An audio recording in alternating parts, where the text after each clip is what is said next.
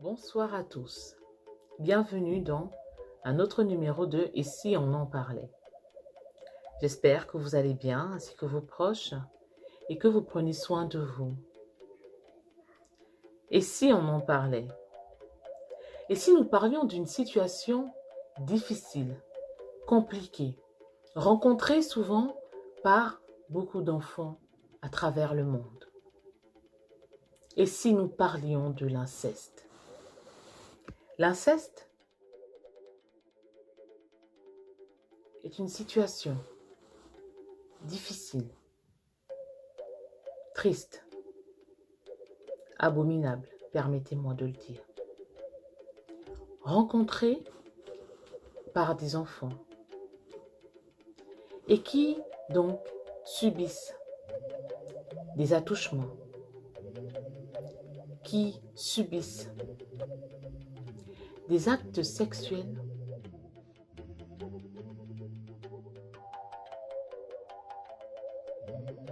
infligés par leurs parents ou par leurs proches, par un membre de leur famille.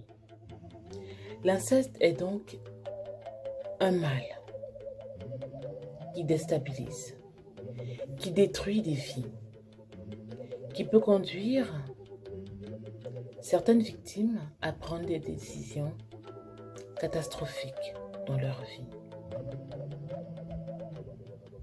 Je vous invite à regarder ce film, ce court-métrage qui parle de l'inceste, qui présente certaines caractéristiques de l'inceste, mais aussi des conséquences, des phénomènes qui s'y rajoutent. À tout de suite.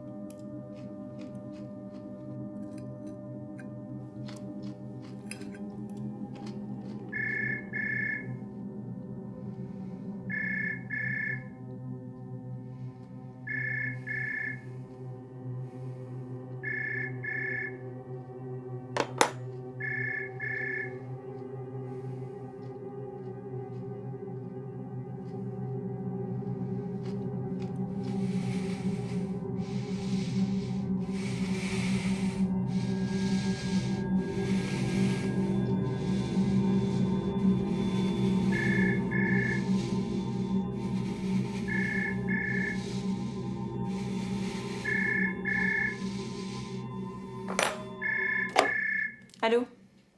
Clémence, c'est Catherine. Ton père a eu un AVC. C'est très grave, il est dans le coma. Les médecins disent que c'est pas bon.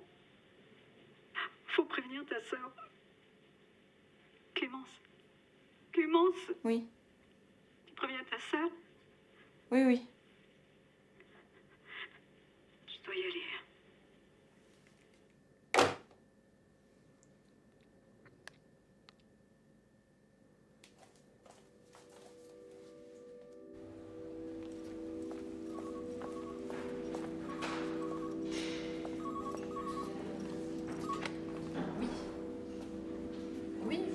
déplacer ce soir, le médecin fait sa visite à 18h. Bonjour, je suis la fille de Monsieur Callan. Un instant, s'il vous plaît. Oui.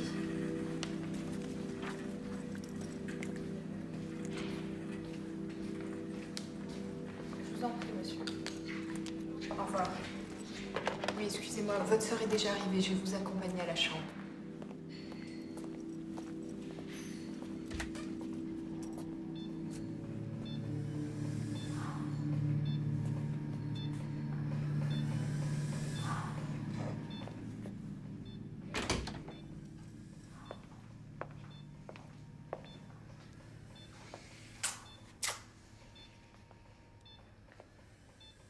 Je suis contente que tu sois venue. Ça fait tellement longtemps. 2 ans, ça passe vite.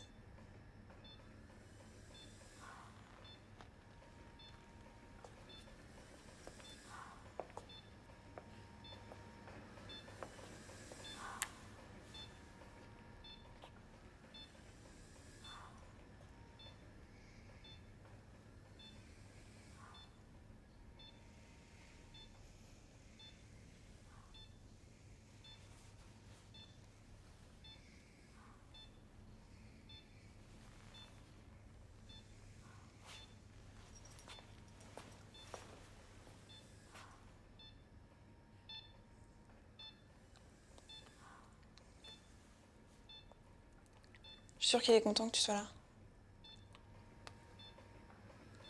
T'es là depuis combien de temps? Je sais pas.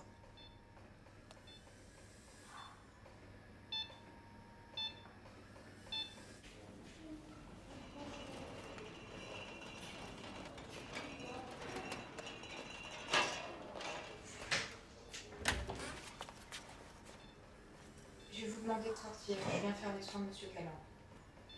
Oui, on va vous laisser. Clémence, tu viens? Constance? Tu fais quelque chose samedi après-midi? Non, pourquoi? Ça me ferait plaisir que tu viennes à la maison. Ouais. Si tu veux, je passerai.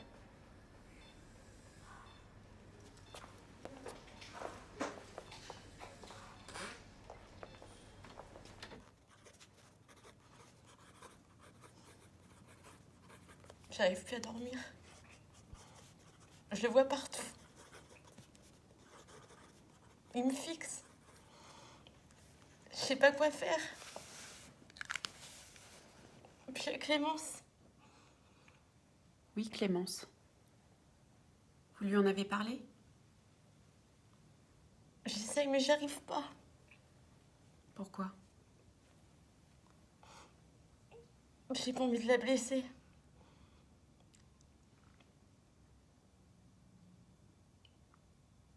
Tous les étés, on est dans une maison de vacances en Bretagne. On a les cuirs des murs. On venait toutes dégueulasses, avec des griffures de ronces partout. Il me disait... si tu veux de la tarte au mur, il va falloir que tu sois propre. J'étais toujours la première à la douche.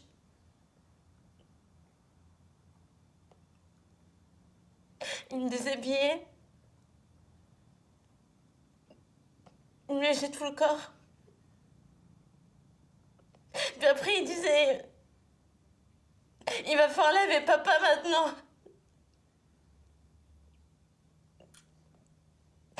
Alors je devais sucer. Et il disait, je suis pas encore assez propre. Alors je continuais. Je continuais. Je continuais.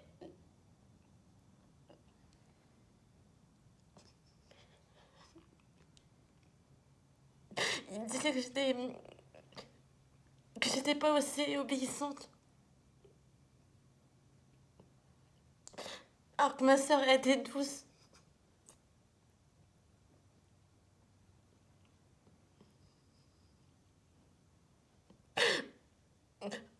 Au fond, je crois que j'ai peur de lui ressembler. À qui? À l'homme?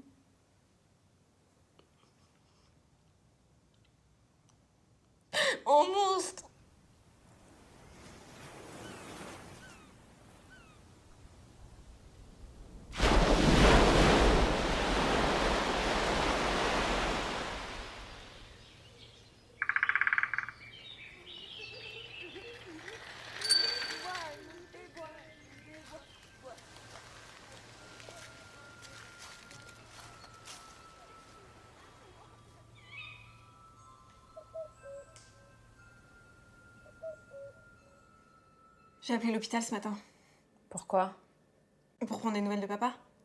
Et qu'est-ce qu'ils t'ont dit? Qu'il n'y avait pas d'évolution, pas de changement. En même temps, tu veux qu'ils te disent quoi?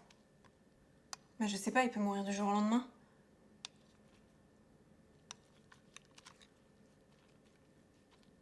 D'ailleurs, quand on est partis dans la maison de vacances tous les deux il y a 2 mois, j'ai bien vu qu'il était pas pareil. Il était vieillissant, il avait plus envie de s'occuper de son jardin. T'y vas souvent? Où ça? Bah dans la maison de vacances. Oui, quand je peux, ouais. D'ailleurs, je voulais te proposer qu'on y aille une dernière fois toutes les deux, avant, tu vois. On pourrait en profiter pour se baigner, pour aller faire du vélo, ou aller se balader en forêt, ou... Non, je veux pas. Je veux pas aller me baigner. Je veux pas aller me balader en forêt. Cette maison, elle me dégoûte, elle me donne envie de vomir. Tu comprends ça? Ça sert à rien d'insister, Clémence. Je vois bien que ça sert à rien d'insister. De toute façon, dès qu'il faut faire plaisir, il n'y a plus personne.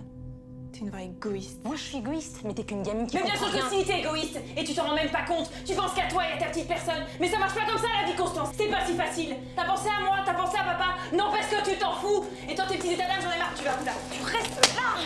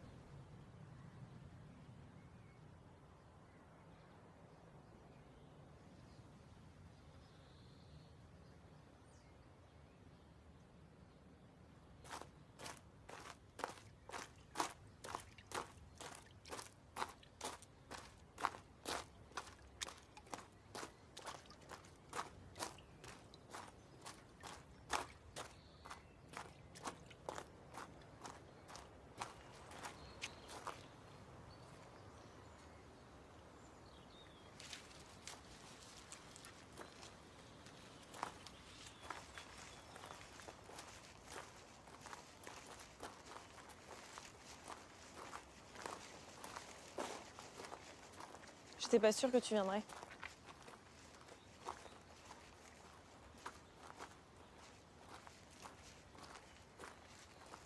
C'est là.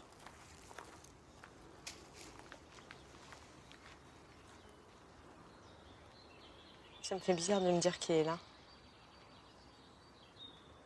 Ouais. J'ai eu Catherine au téléphone la semaine dernière. Elle m'a dit qu'elle s'occupait de la vente, on avait qu'à trier les affaires. Et tu veux les récupérer quand, du coup? Je veux pas récupérer d'affaires. Pourquoi? Parce que ça me rappelle des choses que je supporte pas. C'est-à-dire? Des choses que je préférais oublier. De quoi tu parles? Je sais très bien de quoi je parle.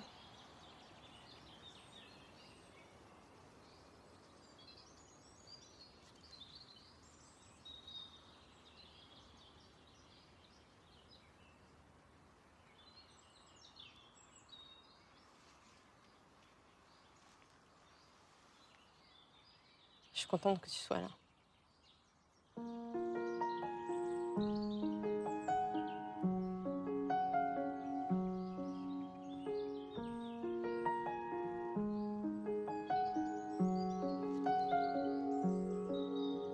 Ma maison de poupée cassée, j'ai demandé à papa de la réparer. Il m'a dit que j'avais grandi et que tout ça c'était fini. Je me suis alors regardée dans le miroir, la petite fille en moi hurlait de désespoir. Papa, papa, pourquoi tu m'as fait ça? Papa, papa, pourquoi tu m'aimes comme ça? Qu'est-ce que j'ai fait pour mériter ça? Papa, papa, je pars, ne t'en fais pas.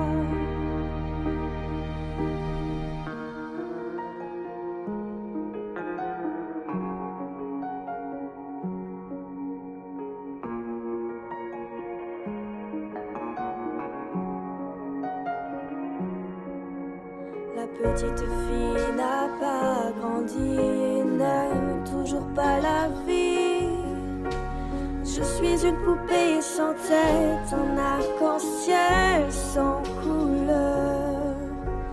Tout est à recommencer, un jour peut-être surgira le passé.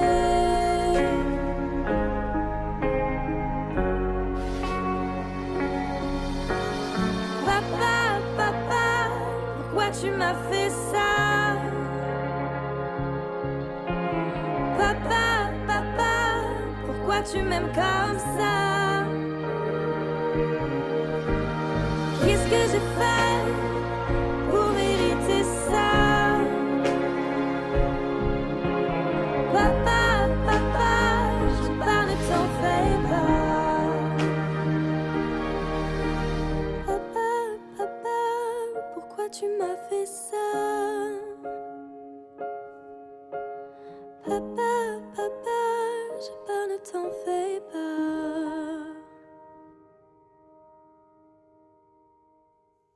Après avoir pris le temps de visionner ce court-métrage, vous, qu'est-ce que vous en pensez? À la place de ces enfants, comment feriez-vous? Je vous laisse également prendre le temps de répondre aux questions qui défilent sur l'écran. Adultes, parents, responsables, vous qui avez la lourde charge de supporter et surtout d'éduquer, d'aider à grandir des êtres chers, des enfants. Comment feriez-vous? Quelles sont les réponses que vous donnez? Et surtout, si jamais une fois dans votre vie, vous avez été confronté à cette situation, comment avez-vous réagi? En Occident, lorsqu'un enfant est victime de violences sexuelles, il peut appeler des numéros gratuits, 24 heures sur 24, 7 jours sur 7, afin de se faire entendre, afin de dénoncer ce qu'il subit. Il existe également des espaces de parole, des lieux où il pourrait se faire accompagner.